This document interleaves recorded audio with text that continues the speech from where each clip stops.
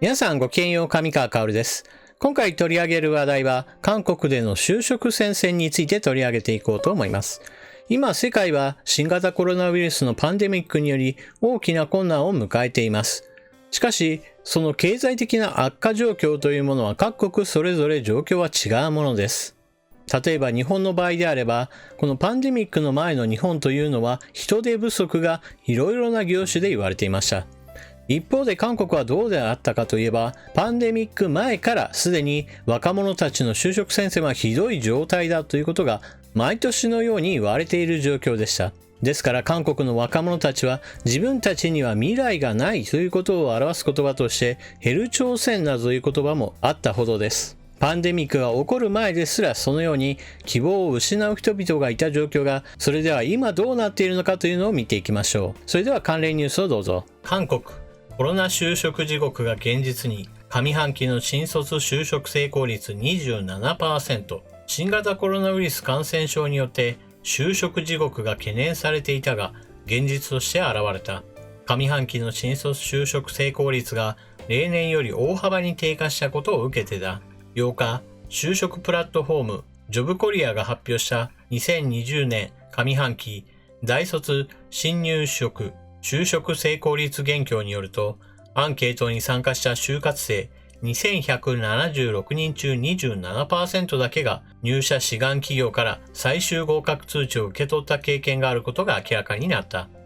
これは昨年上半期調査時 37.7% より 10.7% ポイント低くなった。残りの 73% の志願者はどの会社からも入社合格通知を受け取ることができなかったことが分かった。出身大学所在地別でも就職成功率が分かれた。調査の結果、ソウル首都圏地域大学出身の就活生の就職成功率は 29.7% で、地方所在大学に就活生よりも 5.9 ポイント高かった。専攻別には理工系 31.7% と軽症系 29% が他の専攻に比べて就職成功率が高かった。人文語学系列や社会科学系列、法学系列、出身就業者の就職成功率は相対的に低かった。企業の規模別では、中小企業に志願した就活生の 33.4% が最終合格通知を受け取った経験があった反面、大企業入社志願者では 15.7%、公の企業では 12.3% だった。一方、最初の入社合格通知を受け取った時期は、就職活動を始めて3ヶ月から6ヶ月未満が 30.2% で最も多く、次に1ヶ月から3ヶ月未満が 25.2%、6ヶ月から1年未満が 20.1% の順で現れた。ちなみに日本での就職状況についてもニュースを見てみましょう。7月1日時点の新卒内定率4年ぶりに8割切る。2021年卒就活。ディスコの学生モニター調査によると、7月1日時点の2021年卒業予定の新卒内定率は 77.7% となった。同社の調査で4年ぶりに8割を切る結果となった。新型コロナウイルスの就職市場への影響は、売り手市場だった新卒にも確実に影を落としているようだ。調査はディスコが21年3月に卒業予定の大学4年生のモニター約1200人が対象。ネット上で7月1日から5日に実施した。まず7月1日現在の内定率を調査したところ、前年同時期の 84% を 6.3 ポイント下回る 77.7% となった。6月時点より 13.7 ポイント巻き返したものの、やはり前年を割る結果となった。調査時点で就職先を決定して就活を終了した学生の比率も 57.6% となった。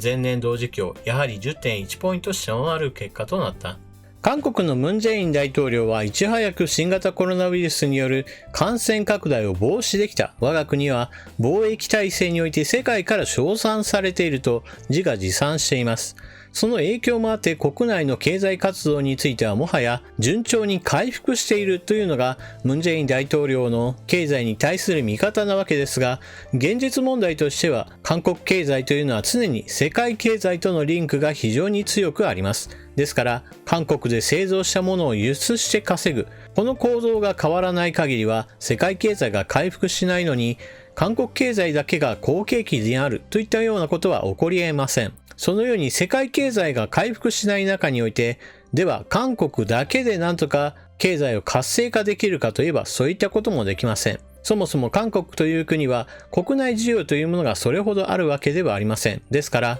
輸出型企業である財閥以外であれば、ほとんどが財閥の下請けがせいぜいであり、それほど多くの新卒採用が必要なわけではありません。ですから、韓国では毎年のようにこうした若者たちが国内企業に就職できないといった問題がずっと続いているのです。ああ、そうなんだ、韓国ってのは大変な国なんだな、といったところで、実は話が終わるわけではありません。なぜならば韓国においてこうした就職できずにあぶれた人たちがその後どうなっていくのかというのが実は日本と関連があるからです。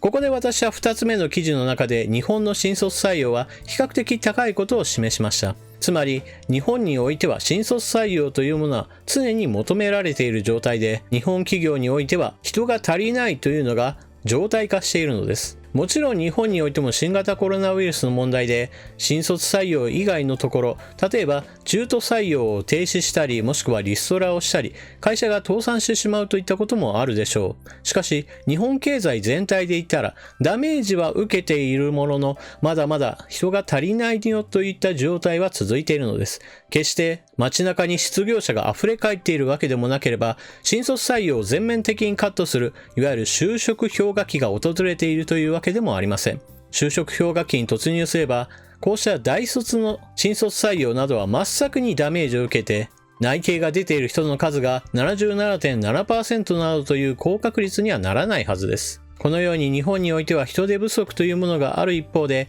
韓国においては就職できない大卒の人たちがたくさんいるわけです。この人たちがどのような行動をとるかといえば、それは日本企業への就職です。韓国で行われる外国企業の就職説明会、そのような催しがあれば日本企業は多数窓口を設けています。そして韓国で就職できなかった若者たちに日本への就職というものを斡旋し、人手不足を解消しようという動きがここ数年ずっと続いてきていたのです。ですが、この構造には非常に大きな問題があります。なぜならば、韓国国内での就職ができる人というのはそもそも優秀な人です。ですから、財閥企業などもこぞって我が財閥に来てくださいというような形で就職が決まってしまうのです。ですから、就職できない人たちが一体どのような人たちかといえば、残念ながらそうした企業が望むような高度人材である可能性は非常に低いのです。韓国で就職したかったけど、就職することができなかった。かといってこのまま海外へと留学するような、それほど頭もいいわけでもないし、しょうがない日本企業が採用してくれるんだったら日本に行くか、といったような、非常に後ろ向きな形での日本企業就職というものが行われてしまうのが現状です。そうした意味においては今年は幸いにして韓国との間には人の行き来というものが現在封じられています。ですから日本企業による現地の就職説明会などが行われているわけではありません。ですから今年については就職であぶれた人たちが他に行き場がないからと日本企業に就職するようなそうしたことは起こり得ないでしょう。ただし気をつけなければならないのはこの構造それ自体は復活する可能性があります。そして日本経済がある程度回復した時にはやはり以前と同じように人手不足という問題が再び持ち上がるでしょう。なぜならば日本においては少子高齢化問題があり人口の多くは高齢者になっていくというこの現象そのものは全く止まっていないからです。ですから新卒採用にしても中途採用にしても思うように人が集まらないといった状況があり、そのために海外への人材募集というものが進んでしまうのです。そのような流れを変えるにはそもそも少子高齢化問題に取り組む必要があるのは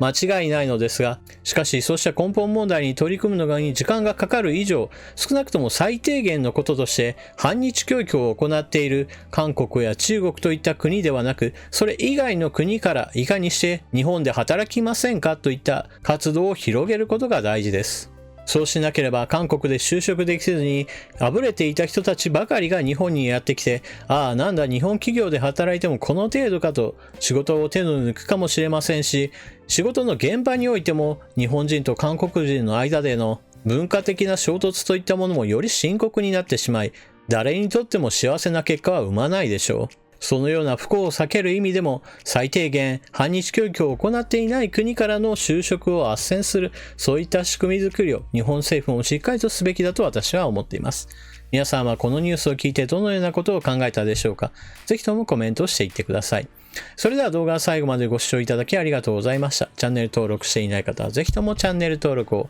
そして動画を見終わったら評価ボタンのクリックもよろしくお願いします。それでは次の動画でまとめにかかりましょう。またね。